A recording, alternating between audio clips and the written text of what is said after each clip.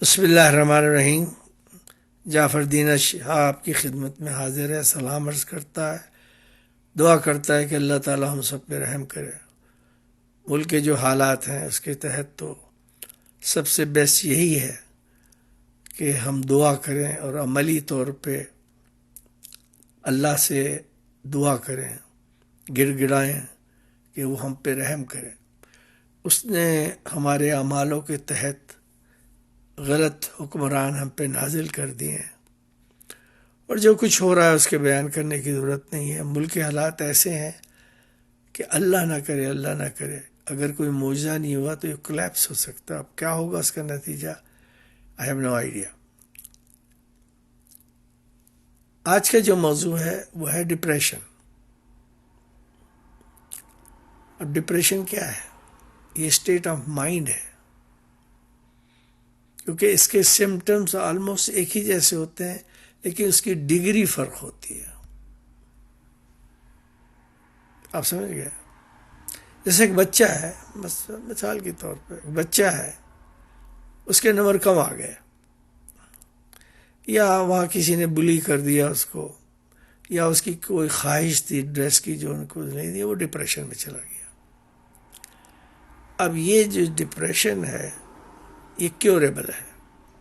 والدین جائیں کسی نہ کسی صورت سے اس کی خواہش پوری کر دیں، ہی is happy, so all is well. اب ایک جوان کی جو ڈپریشن ہے وہ اس کے لحاظ سے ہوتی ہے، وہ کسی کو پسند کرتا ہے، وہ ذرا کھاتی پیتی ہے، یا اس کا گھرانہ ذرا ویل آف ہے، یہ بچہ ایسی فقرہ ہے، تو وہ کہے گا کہ میری دوستی بھی نہیں ہو سکتی۔ اب تو شادی کا تو بڑا آگے کا سلسلہ ہو گیا، اب تو دوستی پہلے ہوتی ہے۔ اس دوستی کے دوران میں کیا ہوتا ہے آپ سب کو پتہ ہے کیا ہوتا ہے۔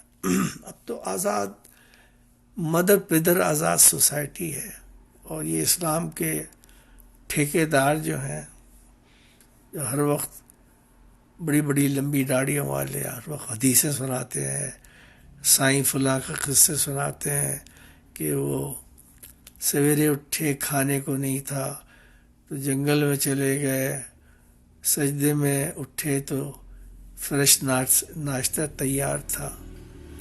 یہ ساری باتوں کے جو ہے نا، اس کو کوئی اب بلیو نہیں کرتا، اور یہ قصے کہانیاں سنانے کا کوئی فائدہ۔ یہ بزرگ حضرات جو ہے نا، ان کے ساتھ چار پانچ چمچے بیٹھے رہتے ہیں، وہ سبحان اللہ اللہ اکبر کرتے رہتے ہیں۔ یہ ڈرامائی جو سچویشن ہے اس کو ختم کرنا چاہیے، کیونکہ عمل سے زندگی بنتی ہے۔ اور واقعی یہ سب جو ہے ڈرامے آپ کب سے دیکھ رہے ہیں، اور 72 سال ہو گئے ڈرامہ بازوں کو۔ آؤٹ فٹ پہننے سے نہ عالم بنتا ہے نہ فقیر بنتا ہے، بلکہ علم جب منہ کھولتا ہے انسان تو پتہ لگ جاتا ہے۔ عمل سے اور زبان سے، یہ دو ہی چیزیں اللہ نے بتائی ہیں جس کی وجہ سے انسان ریکگنائز ہوتا ہے۔ ٹھیک ہے؟ اب یہ اس میں کوئی شک نہیں ہے کہ سب سے بڑی ڈپریشن محرومی ہے۔ لوگ محروم ہوتے ہیں، اکثر ایسے ہیں یہاں بھی امریکہ میں بھی جو بڑے بحث ہیں۔ گورنمنٹ کسی کو یہاں بھوکا نہیں سلاتی، لیکن اگر آپ ان کو کال نہ کریں، ان کی جو ڈپارٹمنٹس بنائے وہاں جا کے نہیں بیان کریں کہ میرے پاس کھانے کو نہیں ہے، تو وہ اگر آپ کوالیفائڈ ہوتے ہیں تو شاید ہاف این آور میں وہ آپ کو فوڈ کوپن دے دیتے ہیں، آپ جا کے فوڈ خرید لیں۔ لیکن اگر وہ لوگ جو گندگی میں غلاظت میں پڑے رہتے ہیں، نشہ کرتے ہیں، ان کو اپنا ہوش ووش نہیں ہے، تو پھر گورنمنٹ کیا کرے؟ وہ زیادہ سے زیادہ ان کو پکڑ کے نہلا دیتی ہے، شیو ویو کرا کے، پھر وہ کہتے ہیں نا کانسٹیٹیوشن میں ہے کہ میں جس حالت میں چاہوں جہاں چاہوں رہوں، لہذا وہ یہاں کا قانون ایسا ہے کہ آپ زبردستی نہیں کر سکتے۔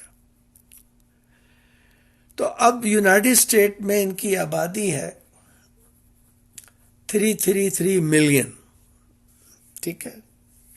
اس ملین میں 27.6% جو ہے وہ ڈپریشن میں ہے، اسپیشلی ڈیورنگ یہ ایپیڈیمک جو آ گیا، کیا نام ہے، کووڈ جو آ گیا. اب یہ کوئی 2 سال 2.5 سال ہم لوگ آؤٹ آف لوگوں سے رہے، اور بعد میں خوف زدہ اتنے ہو گئے کہ جو لوگ ویلڈ جگہ پہ بھی نہیں جاتے کہ کہیں پکڑا نہ جاؤں، کیونکہ ہر آدمی کو یہ پتہ تھا ہے امریکہ میں کہ اگر مجھے کووڈ ہوا تو میں مر جاؤں گا.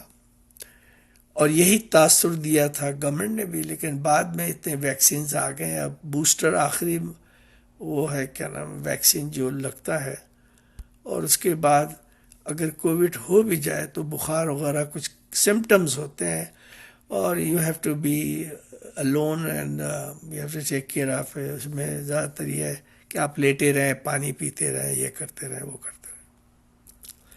اب امریکہ میں ڈپریشن کیوں ہے؟ یہ تو دنیا کی ورلڈ اکانومی ہے. اب چائنا کلیم کرتا ہے ان کی اکانومی سب سے بڑی ہے. جیسا کہ میں نے عرض کیا کہ عورت کا علیحدہ ڈپریشن ہوتا ہے، مردوں کا علیحدہ ڈپریشن ہوتا ہے، بچوں کا علیحدہ ڈپریشن ہوتا ہے. اب ایک عورت کا ڈپریشن کیا ہو سکتا ہے کہ وہ خوش شکل نہیں ہے، محفل میں سے لوگ قبول نہیں کرتے، اس کے پاس پیسے نہیں کہ وہ فیشن کر سکے، اچھے کپڑے خرید سکے. یہ سب چیزیں بناوٹی ہیں. لیکن انفارچونیٹلی ہماری جو سوسائٹی ہے وہ کیا کہتے ہیں فونی بناوٹی سوسائٹی ہو گئی ہے، اور لوگوں نے اس کو ایکسیپٹ کر لیا ہے کہ ہاں اگر میں یہ آؤٹ فٹ پہنوں گی یا پہنوں گا تو آئی ایم ان دی کیا نام ہے ایڈوانس ایج میں ہوں میں، اور اگر میرے پاس تو یہ نہیں ہے تو میں فقرا ہوں یا فقری ہوں. پھر عورت کی یہ ڈپریشن ہوتی ہے کہ وہ اسکول میں اچھا نہیں کر رہی ہے، یا وہ پڑھنا چاہتی ہے، اس کے وسائل ایسے نہیں ہیں، یا اسکول میں کوئی اس کو فرنڈ نہیں ہے، کوئی اس کو گھاس ہی نہیں ڈالتا. اب اس کی بہت ریزنس ہیں. اسی طرح ینگ مین ہے، وہ کہتا ہے کوئی لڑکی میری طرف دیکھتی نہیں ہے، میرا کوئی سٹائل نہیں ہے، میں غریب ہوں، میرے پاس چمکیلی موٹر سائیکل نہیں ہے، اور میں اسکول میں اچھا نہیں کر رہا ہوں. وہ بعض وقت گھر کے ماحول کو بلیم دیتا ہے، کبھی کسی کو ماحول دیتا ہے، کبھی کیا نام ہے گھر کی انوائرمنٹ کے بارے میں کہتا ہے، کبھی پیرنٹس کی جو ایٹیچیوڈ ہے اس کے بارے میں کہتا ہے. والدین لڑتے رہتے ہیں آپس میں. یہ ڈپریشن ہے. اب ایک ڈپریشن یہ ہے کہ جاب نہیں لگ رہی ہے، بہت بڑی ڈپریشن ہے. پھر جاب لگ گئی تو اس کا پتہ نہیں، پیسے بہت ہی کم ملے، یعنی جو سیلری ہے بہت کم ہے. اب محنت کرو. اب ایک دوست ایسے ہی ملے جو کچھ نہیں کرتے لیکن وہ بڑے ویل آف رہتے ہیں. اب ان کے والدین نے کس طرح کمایا؟ زیادہ تر پاکستان میں حرام کی کمائی بہت ہے. وہ چھوڑ کے مر گئے، زندہ ہے، اس کا مجھے نہیں پتا. لیکن پھر اپرچونیٹیز نہیں ہے پاکستان میں. کہاں اپرچونیٹیز ہیں؟ اگر ایک شخص ماسٹر کر لیتا ہے، BA کر لیتا ہے، 4 ایئر کالج کر لیتا ہے، تو اس کے لیے کوئی جاب اپرچونیٹیز نہیں ہے. کسی سیاستدان کو کوئی فکر نہیں ہے. پروگرام تو بڑے بنتے ہیں لیکن eventually most of the young people are without job. تو وہ پھر غلط رستوں پہ چل پڑتے ہیں. کچھ لوگ گینگسٹر میں تبدیل ہو جاتے ہیں. تو والدین کو وہ ہو جاتی ہے ڈپریشن. لڑکی کوئی ایسا قدم اٹھا لیتی ہے، اس کی جوانی اس کو تنگ کرتی ہے، تو کسی لڑکے کے ساتھ وہ دوستی یاری کر لیتی یا پھر فرار اختیار کرتی ہے. یہ بھی ایک ڈپریشن کی وجہ ہوتی ہے. تو اب آپ یہ مجھے بتائیے کہ دن بہ دن نئی بیماری. اچھا ڈپریشن کا ایک تو یہ ہے فرسٹ اسٹیج ہے، سیکنڈ اسٹیج ہے، تھرڈ اسٹیج ہے وہ ٹراما میں آ گیا ہے، یعنی بہت ہی بالکل پتلی حالت میں آ گیا. اس میں یہ ہے کہ وہ عورتیں جن کے بچے چھین لیتے ہیں ظالم لوگ، ساس سسر مل کے، شوہر، یا بچہ نہیں پیدا کرتے، وہ ڈپریشن میں چلی جاتی ہے، یا چھین لیتے ہیں بچوں کو، یا شوہر کے ساتھ ایسا ہوتا ہے کہ عورتیں چھین لیتی ہیں بچے. اور امریکہ میں تو عدالت سے وہ بہانے اور ایکسکیوزز بنا کے اس کو خجل خوار کرتی ہیں، لیکن بہرحال بعد میں گورنمنٹ معلوم کر لیتی ہے کہ ٹروتھ کیا ہے، لیکن وہ لمبا پروسیجر ہے۔ پاکستان میں مجھے نہیں پتا ویری آنیسٹلی اسپیکنگ، لیکن جو ایڈوانس لڑکیاں ہوتی ہیں ان سے لڑکے ڈرتے ہیں کہ کہیں یہ کوئی وہ نہ کر دیں، وہاں تو دھاندلی دھوس کے ہی سسٹم ہے۔ تو یہ اب اگر پوری سوسائٹی میں، جیسے میں نے بتایا امریکہ میں 27 پوائنٹ سم تھنگ 28 رکھ لیتے ہیں پاپولیشن کا ڈپریشن میں ہے۔ اب آہستہ آہستہ چونکہ حالات یہاں بہتر ہوتے جا رہے ہیں اور لوگ واپس جا رہے ہیں آفیسز میں، یا بزنس کی اپرچونیٹیز کھل گئیں، کالج اسکول میں لوگ زیادہ اسپینڈ کرنے لگے ٹائم، تو اب کیا ہوا، اب موبلائز ہونے لگا انسان۔ گیس کی پرائسز کتنی ہائی ہو گئی، یہاں $5 کی ہو گئی، 2.99 سے $5، یعنی $2 پر گیلن بڑھ گیا، جو کہ بہت زیادہ ہے یہاں۔ لیکن ابھی تک بائیڈن نے کچھ کیا نہیں، لیکن وہ بات ضرور کر رہا ہے کہ یہ ریئلائز کہ دیر از لاٹ آف پرابلم، ڈپریشن ہے، اور وہ کیا نام ہے انفلیشن ہے، سیشن ہے، آل دوز ٹرمینالوجیز۔ اب دیکھنا یہ ہے کہ پاکستان جیسے ملک میں جہاں کوئی چیز سیدھی نہیں ہے، اگر گرمی پڑی تو ایسی کہ اللہ کی پناہ، اس میں بجلی نہیں آ رہی ہے، یہ ڈپریشن ہے، بچہ اسکول کا ہوم ورک نہیں کر سکتا،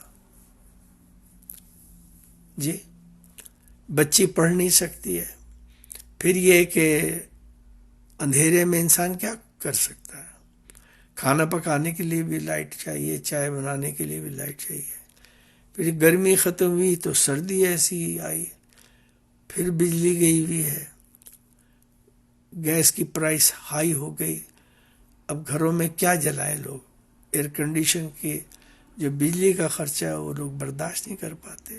اب جو کنڈے ونڈے ڈال دیتے ہیں، جس کا مجھے اتنا علم نہیں ہے، جو میں نے سنی ہے ٹرمینالوجی، اس کے لیے گٹس چاہیے، کیونکہ جو ایسا کام کرتے ہیں لوگ، وہ باقاعدہ آپریٹرز کو پیسے دیتے ہیں کہ بھئی تم ہمیں نہ چھیڑو، ہماری بجلی چلتی رہے، لیکن عام آدمی تو ایسا نہیں کر سکتا۔ تو یہ ساری باتیں جو میں نے آپ کو بتائی ہیں، یہ اگر ایک معاشرے میں ہو رہی ہیں، اس لیول پہ ہو رہی ہیں، تو اس کا مطلب ہے کہ معاشرہ کسی غلط ڈائریکشن میں جانے والا ہے، اور وہ ڈائریکشن بہت بری ہوگی، کیونکہ جب انسان محروم ہوتا ہے تو اس میں غصہ زیادہ آتا ہے، جب غصہ آتا ہے تو ہوش و حواس قائم نہیں رہتے، اور پھر انسان وہ عمل کرتا ہے جس سے اس کو بھی نقصان پہنچتا ہے، اور جو اس کی انوائرمنٹ میں اس کو بھی نقصان پہنچتا ہے، اینڈ ایونچولی ملک کو نقصان پہنچتا ہے۔ تو اب آپ مجھے بتائیے کہ انسان کے پاس جب ہر راستہ بند ہو جائے، اس کا دم گھٹنے لگے، تو وہ کیا کرے گا؟ ادھر ادھر ہاتھ پیر مارے گا، غصہ دکھائے گا، اور ایونچولی اسے سوسائٹی میں سب سے پہلے گھر میں پرابلم ہوتا ہے، پھر محلے میں لوگ سنتے ہیں، تو اس طرح کرتے کرتے پوری کنٹری جو ہے وہ اس پرابلم میں انوالو ہو جاتی ہے۔